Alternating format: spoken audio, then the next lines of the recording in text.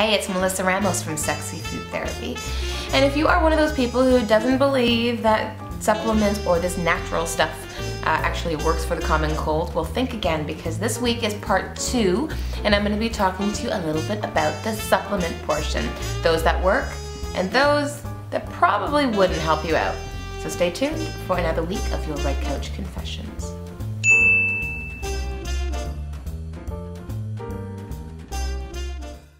Oh, I know, Lord have mercy, there is so much selection when it comes to the natural health industry. It's overwhelming.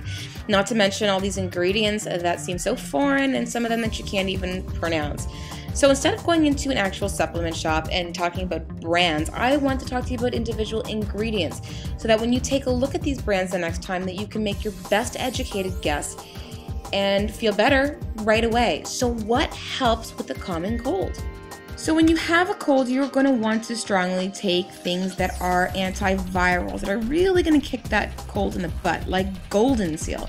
And Goldenseal happens to be a powerful antiviral. Combined with Echinacea, you've got a kick-butt approach because Echinacea also has some natural antibiotic properties as well.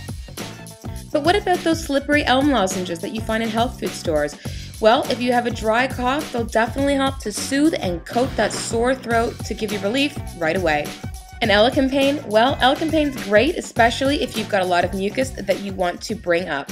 The biggest mistake people make when they're sick is taking immune-boosting compounds like reishi and astragalus. The reason why this is a mistake is because these herbs are for prevention, but when you take them when you're sick, it actually strengthens the cold. It gives your cold muscles.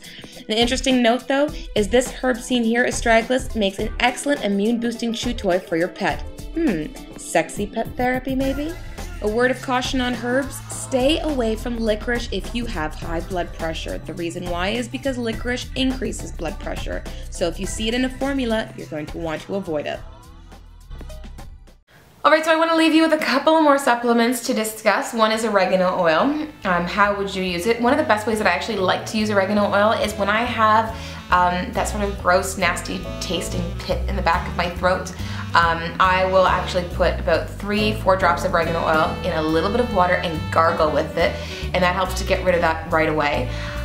Vitamin C, get off those chewables because they're filled with sugar, and sugar is going to have to actually decrease your immunity. So instead, you're going to take the buffered vitamin C because then that way it's not as acidic on the stomach and you can take higher dosages of it without, well, getting the runs. Alright, so I'd love to be able to know what helps you naturally when you have a cold, both supplements and food, so please comment below.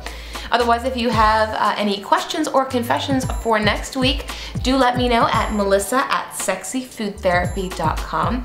Otherwise, if you've loved this video or you felt that it was useful, share it on Facebook or Twitter, or even comment on YouTube. Until next week, have yourself a healthy, happy, and sexy day. Bye.